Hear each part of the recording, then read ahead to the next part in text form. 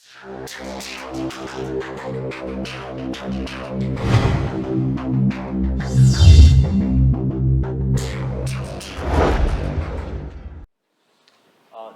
수급 계획에 대해서 좀 검토를 해달라 해가지고 준비를 했습니다. 전력 수급 계획 다 아시지만 사실은 크게 세 번의 변화가 있었습니다. 1990년대는 이제 한전 시대였죠. 한전 공사가 되기 전에. 그렇기 때문에 요거는 이제 그 한전의 자체, 그러니까 90년대 전까지는 한전의 자체 계획입니다. 그 자체 수립해가지고 그냥 시행하는 계획이었죠. 근데 1960년대에는 장기 전원 개발 계획이라고 해서 요것들은 이제 그 경제개발 5개년 계획의 부속 계획으로 만들어졌습니다. 그러다가 이제 이때는 설립 주기가 이제 5년에 한 번씩 했던 거고요. 그 다음에 이제 90년대에 들어서는 2년에 한 번으로 바뀝니다. 왜냐하면 정부 투자보다 인더스트리가 많아지다 보니까 정부 계획에 따라서만 계획을 수립했을 때 이제 안 맞는 경우들이 생겼죠. 그래서 2년에 한 번씩 수립하는 것으로 바뀌었고, 이때까지는 이제 한전의 자체 계획이라고 보시면 되고, 90년대 이후부터는 2년에 한 번씩 수립되는데, 이제 한전이 발전 자회사들을 독립시켰기 때문에 이때 이제 자체 계획이 아니라 정부 계획으로 바뀌는 거죠. 그래서 한전이 정부가 앞으로 전력 수요가 이만큼 발생할 것 같으니까 발전 회사들이 건설 계획을 내봐라, 이런 식으로 바뀐 거죠. 그러다 보니까 시스템이 조금 더 복잡해졌습니다. 과거에는 그냥 한전이 자체적으로 필요한 만큼 생산하는 방식으로 하고 정산도 따로 안 하고, 결론적으로는 전력 수급에 따른 비용은 엄청나게 증가했습니다. 어느 회사가 얼마큼 납품했는지 비용 책정하고 이런 것까지 복잡성이 굉장히 늘어난 상태입니다. 전력 수급 계획은 기본적으로 첫 번째로는 이제 정책을 수립하고, 두 번째로는 이제 수요를 예측합니다. 오른쪽인데 수요 예측을 하는데 그냥 수요 예측하고 끝나는 게 아니라 그 다음에 이제 얼마큼 절약하겠다 하는 게 이제 관리 계획입니다. 그래서 예측된 수요에서 관리 계획을 뺀 나머지가 이제 필요한 전력 수요가 되는 거고요.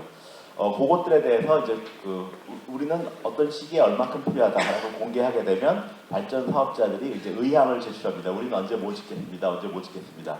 그 중에 이제 뽑힌 것들로 이제 구성해 놓은 것이 전력 수급 기본 계획이 됩니다. 물론 그 과정에서 중간에 이제 송배전 계통을 연계할 수 있느냐 이런 것들도 고민이 되고요.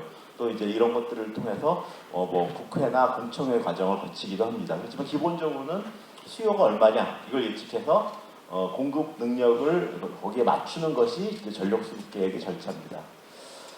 기본적으로 에너지 계획은 원칙이 딱 두 가지입니다. 안정적 공급 그리고 사회적 비용 최소화, 딱 두 가지가 원칙입니다. 근데 이제 지난 정부에서 이 원칙을 바꿨죠. 사실 원칙은 안 바뀌는 게 원칙인 건데 원칙을 바꿔서 안전과 깨끗으로 바꿨습니다.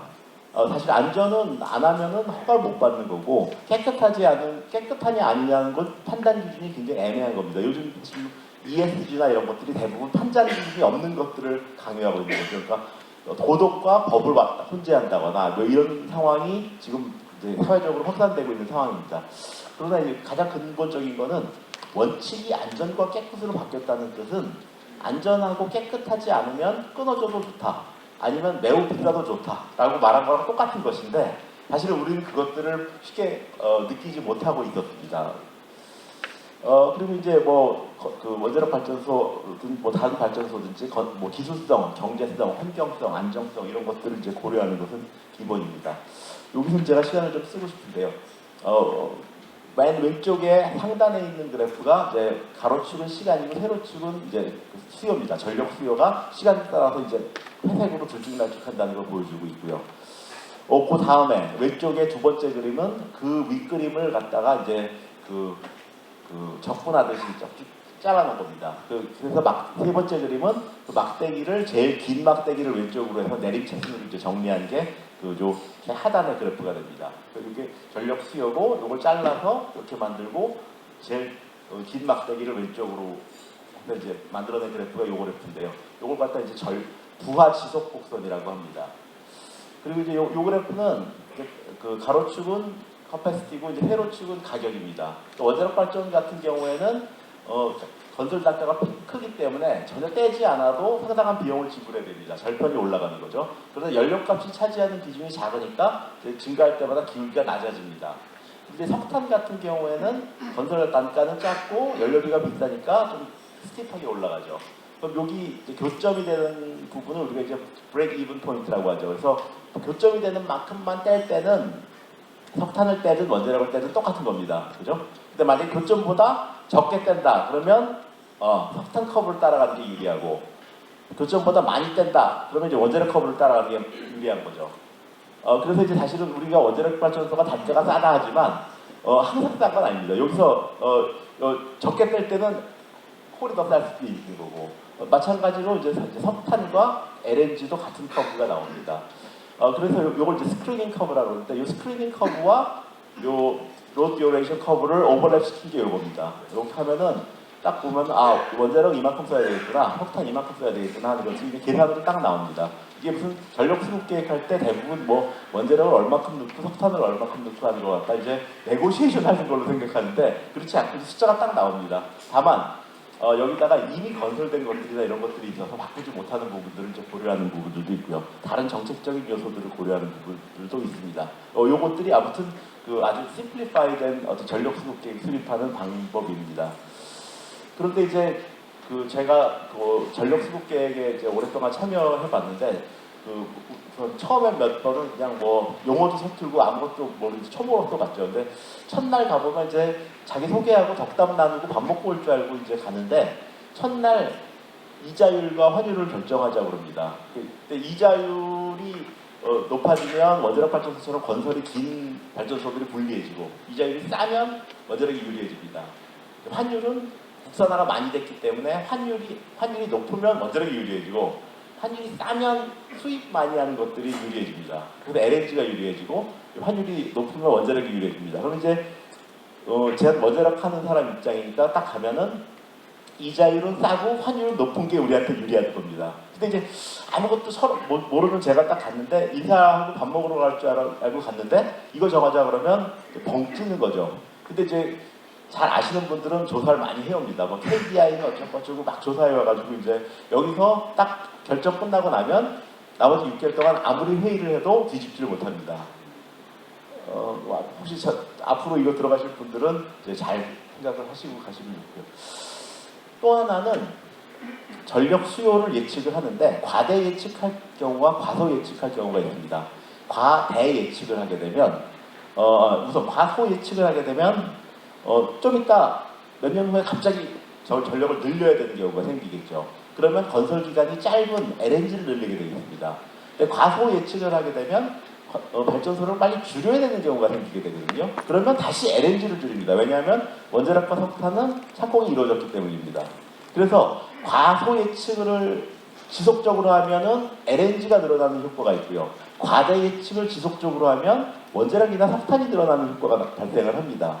그래서 과거의 한전 시절에 전력 수요를 예측할 때 보면은 한 번씩 과대, 과소, 과대, 과소 이런 식으로 가면서 장기적으로 적정한 에너지 믹스를 찾아가는 경향이 있었는데, 이거 보시면 별표는 실제 전력 수요고, 이 선들은 1차 계획, 2차 계획, 해서 10차 계획까지 수요 예측을 한 라인들입니다. 그럼 이 별표가 실제 양이 예측치를 약간씩 상회하고 있는 걸 볼 수 있습니다. 결과적으로 지난 22년간 과소 예측을 했다는 겁니다. 그렇기 때문에 지금 현재 전력 에너지 믹스에서는 원자력이 작아진 상태로 되어 있다. 그게 하나 말씀드리고 싶은 거고요. 그리고 이제 어떤 무슨 이거 수요 예측 수요를 측정할 때 가장 중요한 게 무슨 경제적으로 앞으로 이제 호황일 거냐 불황일 거냐 이런 것들을 예측하는데, 사실은 거짓말입니다. 왜냐하면 우리가 15년치이기 때문에 단기적인 호황이나 불황이 그렇게 큰 영향을 미친다고 보면 안 되는데, 그런 일들을 많이 하고 있습니다. 또 하나는 그 에너지 수급에서 가장 중요한 것이 아까 안정적 공급, 안정성이라고 했는데, 아까 말씀드린 로드 듀레이션 커브나 스크리닝 커브에는 안정성이 가격으로 들어가 있지 않습니다. 그러니까 안정성은 말로만 고려한 겁니다. 그동안 안정성을 체계적으로 전력 수급 계획에 고려하는 방법이 없었던 겁니다. 또 지금 그 전원 분류상에서는 원자력과 재생에너지가 이제 경직성 전원으로 분류가 되어 있죠. 그래서 태양광 풍력은 얘네들이 이제 출렁출렁하고 변동성이 있어서 이제 주파수가 일정하지 않다라는 문제를 만들어내는 경직성 전원이고요. 원자력 발전소는 그냥 60Hz를 일관되게 가져가고 있는 경직성입니다. 물론 석탄은 얘네들이 만들어낸 문제를 갖다가 좀 완화시킬 수가 있는 거죠. 근데 이제 이걸 같은 경직성으로 분류해 놔가지고 이제 동일시한다는 것이 잘못된 부분이 하나가 있고요. 왜냐하면 문제를 원자력은 만들어내고 있지는 않죠. 그러니까 불을 낸 사람이고 이제 불을 못 끈 사람인데 그걸 같은 사람 취급하는 걸 잘못한 거거든요. 지금 한수원에서도 이제 지금 원자력 발전소가 늘어나기 위해서는 부하 추정을 반드시 해서 얘의 변동성을 잡아줄 수 있어야 되는데 발전처는 그 어떤 부하 추정 운전을 죽도록 하기 싫어합니다. 귀찮으니까. 그래서 어떤 좀 큰 그림 차원에서 움직일 수 있도록 해줘야 되지 않느냐 싶은 생각도 들어가고요. 또 요양반은 탈원전 정책 전에는 원자력 발전소가 부하 추정을 할 수 있다고 보고서를 굉장히 많이 썼는데 지난 5년 동안은 굉장히 비판을 많이 하신 분이어서 얼굴을 한번 보여드렸습니다.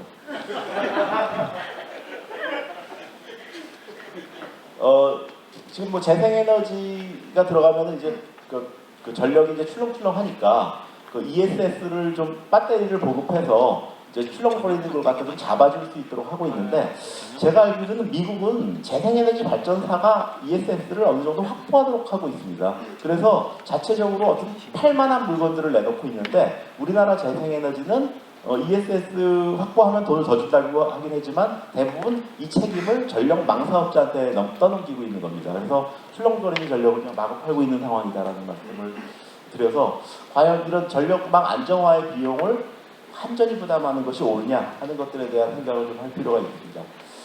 또 외부 비용, 이거는 이제 이번 탈원전 정권 이전의 문제였는데 사실 며칠 전에 제가 딴 데 가서 강의하다 이런 얘기를 들었습니다. 그 원자력 발전소 건설을 많이 해야 되겠는데 사회적 비용이 많이 들어갈 거다. 예, 특히 이제 뭐 주민들 반대하고 이런 것들도 있으니까 사회적 비용이 많이 들어갈 거다. 그래서 제가 그분한테 말씀드린 건 원자력 발전소는 1400MW짜리를 두 기를 세트로 보통 짓는데 풍력 발전은 대충 한 2MW 정도 되니까 그러면 원자력 발전소 두 기를 짓는 사회적 비용과 풍력 발전기 1400기를 꽂는 사회적 비용이 어느 게 더 많이 들어갈 것 같으냐? 예. 근데 이제 이상하게 풍력 발전이나 재생에너지에 대해서는 사회적 비용 자체나 폐기물 비용을 고려하지 않습니다. 원자력만 폐기물 비용을 얘기하고 있고 사회적 비용을 얘기하고 있는 상황인데요. 여기서 제가 타당성 조사의 타당성이라는 글이 이게 아마 2013년 정도에 나갔던 글인 것 같은데 지금 예컨대 지역 주민들한테 이제 뭐 5천억을 보상을 했다. 5천억을 보상했다. 그럼 이게 비용이냐 아니냐라는 생각을 좀 해봐야 됩니다. 근데 한수원 입장에서는 나간 돈이니까 비용이 많습니다. 그렇지만 국가 입장에서는 그 돈이 소진된 돈도 아니고 국경 바깥으로 나간 돈이 아니고 단지 위치만 바뀐 돈입니다. 그러니까 그러니까 한전의 재무적 관점에서는 이건 비용이 많습니다. 회계적 관점에서. 그러나 국가 운영의 재무적 관점에서는 비용이 아닙니다. 그러니까 석탄과 원자력과 이런 것들을 비교할 때는 사회적 비용은 빼는 것이 맞습니다. 그거는 나간 돈이 아니거든요. 그러나 회사 입장에서 보면은 당연히 나간 돈이니까 해야 되는데 그래서 국가적 차원에서 발전원 간 비교를 할 때는 사회적으로 나간 비용에 대해서는 비용 처리를 안 하는 것이 맞습니다. 그런데 지금 뭐 예정처나 이런 데서 나온 보고서들을 보면은 지금 발전원 비교할 때 원자력 발전소에서 어떤 사회적 비용으로 지불한 것들을 이제 넣고 있다. 이런 것들은 오류다라는 것들을 지적하는 건데 아마 한 10년 됐지만 처음 들어보신 분 많을 겁니다. 자, 그래서 재무적 관점과 회계적 관점을 구분해야 되는데 이런 일들이 왜 생기냐 하면 국회 예산정책처에서 보고서를 만들 때 데이터가 없으니까 한수원 데이터를 갖다 씁니다. 한수원 데이터에서 비용으로 돼 있으니까 자기도 비용으로 넣은 거죠. 그래서 이제 지금 후쿠시마 원전 사고의 비용 이런 것처럼 사고가 났을 때 비용을 어떻게 넣을 거냐, 폐기물 비용을 어떻게 할 거냐, 사회적 비용을 어떻게 할 거냐 이런 것들이 어떤 전력 수급 계획에서도 중요한 과제이지만 사실은 다른 발전원과 형평성이 이루어지고 있지는 않다라는 말씀을 드리고요. 그리고 이것들은 이제 7차 계획쯤에 넣은 건데 어느 정도 다 들어가 있는 걸 알 수 있습니다. 그러니까 우리가 지금 그 환경단체나 이런 친구, 그러니까 저희가 신고리 오리콘 공론화 때도 그 시민단체와 이제 우리 위원들이 접촉할 수 없도록 돼 있는데 유일하게 식당 왔다 갔다 하는 데서만 이제 만나게 돼 있습니다. 근데 어느 날 갑자기 어떤 어르신이 저를 딱 보더니 불문곡직 당신 그러는 거 아니야? 이런 식으로 소리를 꽉 지르는 거예요. 근데 저는 제가 뭐 잘못한 줄 알았습니다. 근데 저 사람들은 원래 저런 식으로 기선제압하고 한다 이런 거 같다. 그때 이제 모르는 시기였는데 마찬가지입니다. 원자력에서 포함되지 않았다 이런 것들을 주장하는 것들 있잖아요. 뒤져보면 다 포함됐습니다. 지금 이제 10차 전력 수급 계획이 나왔죠. 처음에 실무안이었는데 그런데 이제 보면 신규 원전 건설 계획이 없습니다. 그렇죠? 뭐 고작 해야 그 신한울 3, 4호기 재개하는 정도가 들어있는데 그것도 이제 조기 재개는 안 하고 있는 상황이고요. 근데 지금 지난 정권에서 수립한 8차, 9차 전력 수급 계획에서는 부지나 사업자가 결정되지 않은 LNG 발전소가 포함되어 있습니다. 신규 LNG 1, 2호기, 신규 LNG 3, 4호기, 그 다음에 뭐 신재생 얼마. 그러니까 부지랑 사업자가 결정이 안 됐어요. 그건 굉장히 위험한 거죠. 왜냐하면 신재생 에너지는 건설하는데 1년이 안 걸리기 때문에 그 계획이 먼저 나와줘서 전력망을 먼저 건설해야 되거든요. 전력망 건설을 안 하고 발전소 건설이 먼저 이루어지는 일들이 생겨버리는 겁니다. 그렇지만 원자력 발전소 같은 경우에는 건설이 10년이 걸리기 때문에 그냥 건설 시작하면 그 자리에 10년 내에는 망이 연결된다라고 생각할 수 있는 거죠. 그런데 그런 것들이 8차, 9차에서 있었지만 10차에는 원자력에 대한 배려가 없더라 하는 것이고요. 그 다음에 원전 비중을 30% 상회하겠다라고 했는데 그 내용이 뭐냐면 계속운전으로 안 하기로 했었던 것들을 하게 되면서 10기가 추가된 거고요. 신규 원전은 추가가 전혀 안 됐습니다. 다만 모수를 줄였죠. 32라는 숫자를 맞추기 위해서 그러니까 2036년도에 전력 수요가 굉장히 적을 거라고 본 거죠. 네, 그래서 2036년 10차 계획의 전력 수요를 보시면 8차와 9차의 연장선에 있지 7차의 연장선에 있지 않습니다. 그러니까 전 정권에 수립된 연장선 산행에 있다라는 말씀을 드리고요. 그래서 마찬가지로 설비 예비율이나 수요 관리 목표 이런 것들도 과거 정권에서 수립했던 설비 예비율이나 수요 관리 목표에 있지 않고 탈원전 정부에서 수립했던 전력 수급 계획의 목표들을 계승을 하고 있다는 걸 알 수 있습니다. 제가 이제 그 전력 정책 심의위원회로 활동하던 시절이 이제 탈원전 정책을 겹치는 시기였는데요. 탈원전 정책이 나오기 전에 2016년도에 12월에 전력 수급 계획을 이렇게 짜겠습니다라고 했었던 내용과 그 다음에 2017년이 된 다음에 대통령이 바뀌고 정책이 바뀐 다음에 이제 정책 수립 방향이 바뀌었고요. 또 하나는 기존의 위원들이 입맛에 안 맞는 위원이 틀림없이 있었을 겁니다. 그죠? 그래서 이제 했던 방법은 입맛에 맞는 위원을 15명을 추가로 임명을 했습니다. 그러면 지금 기존 정권의 임기가 남아있는 위원이 있다 그러면 윤석열 대통령께서는 이번 입맛에 맞는 위원을 15명 추가할 수 있어야 되는데 산업부가 이상하게 그 아이디어를 안 내놓더라고요. 여기 보시면 아까 말씀드린 것처럼 뭐 수립위원을 바꾼 것도 있고 수립 계획도 바꾼 것도 있고 그 다음에 8차 전력 수급 계획 보시면 27일 수요일 날 국회 보고 28일 공청회 29일 금요일 오전 전력심의위원회 통과. 사실은 국회 보고나 공청회를 무력화하고 내다봐야 할 사건들이 있었고 9차 계획도 동일하게 이루어졌습니다. 크리스마스 전후로 해서 이런 융통성을 이번 정부에서도 좀 발휘했으면 좋겠다 하는 건데 여기 보시면 신재생 250, 신재생 250, 또 뭐 LNG 얼마 이렇게 그냥 목표만 잡혀 있는 수치들이 있습니다. 그래서 이런 융통성이 원자력에는 발휘가 좀 안 되더라 하는 것들이 이제 제가 뭐 느낀 것들이고요. 결론적으로 말씀드리면 지금 정책 전원으로 원자력과 재생에너지를 분류함으로써 아까 말씀드린 그 부하 지속 곡선과 스크리닝 커브의 공식으로 딱 나오는 수량보다 원자력은 적게 들어가고 있습니다. 재생에너지는 더 들어가고 있습니다. 그러니까 똑같이 정책 전원으로 분류해놓고 안 키워주는 방향의 정책 전환을 쭉 써오고 있었는데 원자력 소사이어티는 반발하고 있지 않더라. 또 하나는 과소 예측을 22년 했을 때는 에너지 믹스에 상당한 왜곡이 왔습니다. 전력 가격이 비싸졌다는 뜻이고 원자력이 줄어들었다는 뜻입니다. 그런데 원자력 소사이어티는 우리가 지을 만큼은 충분히 짓고 있다는 생각을 쭉 하고 있었죠. 탈원전 정책 이전에는. 물론 탈원전 정책 이전에도 이런 문제가 있었던 겁니다. 22년이니까 어떤 정책적인 변화에 대해서 우리가 굉장히 둔감했다라는 것들을 할 수 있고요. 경직성 전원도 재생에너지와는 다른 성격의 경직성인데 같은 경직성 전원으로 분류해가지고 매도를 하고 있다라는 것도 이제 볼 수가 있습니다. 재생에너지 정책은 사실 모든 예외죠. 보조금도 주고 ESS 개로 인한 모든 문제들을 한전이 부담해주고 국가가 부담해주는 식으로 가고 있는데 이건 좀 이상하다 하는 것이고요. 전력 수급 계획에 있어서 안정성이라는 게 가장 중요하다고 했는데 그거는 전혀 고려되고 있지 않다 하는 것이고요. 수립 원칙을 이렇게 쉽게 바꾸는 것도 아까 누군가가 말씀드린 것처럼 어떤 정치가 개입된 결과다라고 이해하고 있습니다. 이상입니다. 고맙습니다. 네.